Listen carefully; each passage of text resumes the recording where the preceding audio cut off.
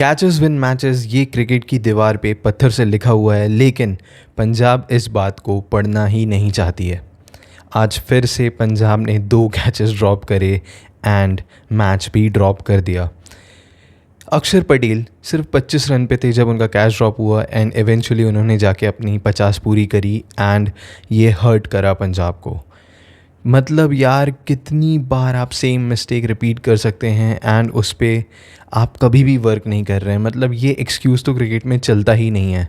Start बहुत अच्छी हुई थी पंजाब किंग्स की, 7 में से 6 मैच जीते थे और 1 मैच उनका वॉश आउट हुआ था केकेआर के अगेंस्ट, जिसका भी पॉइंट उन्हें मिल ही गया था। लेकिन उसके बाद से पंजाब का टूर्नामेंट बिल्कुल ही मतलब ख़राब हो चुका है। कंटिन्यूसली 4 मैचेस पंजाब अब हार चुका है 11 में से, अभी भी 6 विन्स के साथ और 1 वॉश आउट के साथ 13 पॉइंट्स पर ही है। पंजाब के लिए दिक्कत की बात यह है कि उनके अगले मैचेस जो 2 हैं वो भी धर्मशाला में ही हैं, मुंबई इंडियंस से देन आरसीबी से। जिस फॉर्म में आरसीबी चल रही है एंड मुंबई भी भले ही अपना मैच हारी है, लेकिन मुंबई का फॉर्म बहुत ही ज़्यादा अच्छा है और वो उन्हें इस छोटे ग्राउंड पे जहाँ बहुत ईजिली सक्सेस लग रहे हैं हरा सकते हैं। एक सिनेरियो बनता है अभी भी कि क्या पंजाब अपने 3 में से 2 मैच अगर हारती है मुंबई इंडियंस और बैंगलोर के अगेंस्ट, भले ही वो अपना लास्ट मैच जीत जाए, वो क्वालिफाई नहीं कर पाएंगे 7 मैच जीत के 15 पॉइंट्स के साथ। इवन दो इतना अच्छा स्टार्ट हुआ टूर्नामेंट का, पंजाब अब बहुत ही बुरे सिचुएशन में हैं।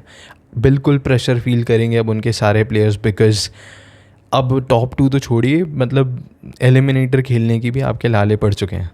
ये मतलब मैं बुरा नहीं कह रहा हूँ पंजाब के लिए, लेकिन अब ये रियलिटी है। आपने कैचेस छोड़ के मैचेस जो ड्रॉप करे हैं यार, मतलब ये इसका कोई एक्सक्यूज़ नहीं है, इसका कोई माफ़ी नहीं है क्रिकेटिंग गेम्स में, बिकॉज़ ये सिली मिस्टेक्स हैं।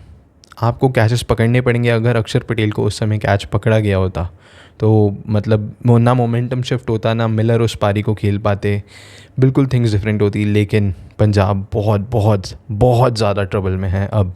तारीफ़ मैं करूँगा यहाँ पे आशुतोष शर्मा की, बिकॉज़ जो 24 रन उन्होंने आज बनाए हैं, बहुत ही ज़्यादा अंडर प्रेशर में खेली हुई पारी है ये। बिकॉज़ जब डेविड मिलर आउट हुए तो मतलब दिल्ली के फैंस ने उम्मीद छोड़ दी थी। क्राउड में भी जो दिल्ली के फैंस थे उन्होंने ज़्यादा उम्मीद नहीं रखी थी, लेकिन आशुतोष शर्मा ने बिल्कुल भी गिव अप नहीं किया। Under pressure high intensity match में इस तरीके की इनिंग्स खेलना और अपनी टीम को 2 पॉइंट्स जिताना। पिछले सीज़न भी उन्होंने ऐसे काम करे थे, इस सीज़न भी उन्होंने बहुत अच्छे रंग दिखाए हैं एंड अच्छे साइंस हैं ये दिल्ली कैपिटल्स के लिए। आगे उन्हें अगर रखना चाहें, टीम में रिटेन करना चाहें, फ्यूचर ब्राइट है। बिकॉज़ इस तरीके की इनिंग्स खेलने वाले अनकैप्ड प्लेयर जो इंडिया के लिए अभी नहीं खेले हैं लेकिन काफ़ी यंग भी हैं, इनकी बहुत कमी है आईपीएल मार्केट में। एंड आशुतोष शर्मा ने आज कमाल कर दिया, मतलब पंजाब को टॉप 2 से दूर कर दिया है उन्होंने अपने बलबूते पे। बिकॉज़ भले ही ऊपर से भी साथ मिला, लेकिन आशुतोष शर्मा ने जो आज किया वो बहुत ही ज़्यादा इम्प्रेसिव था। किलर मिलर और धर्मशाला, क्या ही ये पुराना अफेयर रहा है। बिकॉज़ जिस तरीके से किलर मिलर ने आज इनिंग्स खेली, पूरा का पूरा प्रेशर डाला आज उन्होंने पंजाब के बॉलर्स पे। बिकॉज़ जब तक किलर मिलर रहते हैं स्ट्राइक पे, सामने वाली टीम मैच नहीं जीतती है, चाहे कितनी भी डेंजरस सिचुएशन हो, कितने भी कंफर्टेबल आप हों। लेकिन अगर जब तक मिलर हैं, आप ये नहीं कह सकते कि आप मैच ऑलरेडी जीत चुके हैं जब तक मिलर वहाँ पे बैटिंग कर रहे हैं। और आज मिलर ने ये साबित किया। भले ही वो आउट हो गए, लेकिन जो प्लेटफॉर्म, जिस सिचुएशन में छोड़ के गए, वहाँ से इतना डिफ़िकल्ट नहीं था। बिकॉज़ शायद 40 बॉल में 20 रन बचे थे तब। यंगस्टर आशुतोष शर्मा के लिए चांस था जीतने का, लेकिन मिलर ने अपना काम किया। अक्षर पटेल के साथ पार्टनरशिप भी बहुत अच्छी करी एंड मज़ा आया आज देख के। बिकॉज़ डेविड मिलर ने 2 पॉइंट्स छीन लिए हैं पंजाब से कलेक्टिवली अपने साथियों के साथ मिल के। एंड बिल्कुल क्लासिक पुराने मिलर दिखे। कितनी बार हमने उन्हें इस तरीके की इनिंग्स खेलते हुए देखा है पंजाब में। धर्मशाला से खेल रहे थे पंजाब की तरफ से, लेकिन अब उन्होंने रिलीज़ कर दिया है उन्हें। लेकिन अपनी ही पुरानी टीम को आज उन्होंने अपने ही रंग दिखा दिए कि भाई मुझे छोड़ के याद तो कर रहे होगे।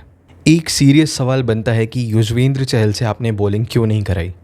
बिकॉज़ मैं मानता हूँ डेटा आपको बहुत सारी चीज़ें बताता है, प्लेयर मैचअप्स ये वो, लेकिन एक पॉइंट पे जब क्रिकेटर की स्किल्स आ जाती हैं वहाँ पे data and head to head record matter नहीं करता है। Because one of the most iconic spinners हैं युजवेंद्र चहल आईपीएल के, शायद लीडर बोर्ड्स में हैं ऑल टाइम विकेट टेकर्स में। लेकिन आप ये सोच रहे हैं कि दो लेफ्ट हैंडर्स बैटिंग कर रहे हैं और मैं युजवेंद्र चहल से बॉलिंग नहीं कराऊंगा। भाई ये कहाँ से लॉजिक बनता है? मतलब मैं तो ये कभी नहीं समझ पाता कि अरे लेफ़्ट हैंडर है तो उसको लेग स्पिनर की बॉल अंदर आएगी तो उसे वो सिक्सेस मार देगा बहुत इजीली। ये क्या लॉजिक है? क्या युजवेंद्र चहल गुगली नहीं डाल सकते? क्या युजवेंद्र चहल उनसे बॉल दूर नहीं रख सकते? भाई कितने मैचेस खेले हैं यूजी ने, उन्हें पता है क्या करना है लेफ्ट हैंडर के अगेंस्ट। लेकिन जब आप मान के ही बैठ चुके हैं भाई, चांद आपके पास leading all time leading wicket taker की लिस्ट का बॉलर है एंड आप उससे एक ओवर भी नहीं डलाते, क्या बोलें इस पे? मतलब आपके पास पूरा आर्सेनल रखा था, सब कुछ रेडी था, लेकिन आपने उसका यूज़ ही नहीं किया ये सोच के कि अरे इसमें जंग लगा होगा क्या, पूरे के पूरे जो गन पाउडर है वो होगा या नहीं होगा, क्या कुछ मिस हैपनिंग हो सकती है। अरे यूज़ तो करो भाई, यूज़ तो करो। जब यूज़ ही नहीं करोगे तो आपको पता कैसे चलेगा कि चहल क्या करने वाले थे। ये एक मिस चांस था बिकॉज़ बहुत रन थे। ऐसा नहीं था कि आप 160 180 डिफेंड कर रहे थे, ड्यू आई तो आप स्पिनर को बॉलिंग ही नहीं दे रहे हैं। आपके पास 211 रन थे डिफेंड करने के लिए, आपने सामने वाले के अर्ली टॉप ऑर्डर्स के विकेट भी गिरा दिए थे। उसके बाद भी आपने 7वां ओवर 8वां ओवर दिया नहीं यूजी को, जो मतलब मेरी तो समझ के बाहर है भाई। मैं तो शायद क्रिकेट के बारे में इतना जानता नहीं हूँ, लेकिन जो जानते हैं उन्होंने भी उसका यूज़ नहीं किया और आप मैच तो हार चुके हैं। आज बहुत इम्प्रेस किया प्रियांश आर्या ने अपनी प्योर सिक्स हिटिंग एबिलिटी से। बिकॉज़ 6 छक्के मारना आप अपनी टीम को पावर प्ले में बहुत ही आगे कर देते हैं।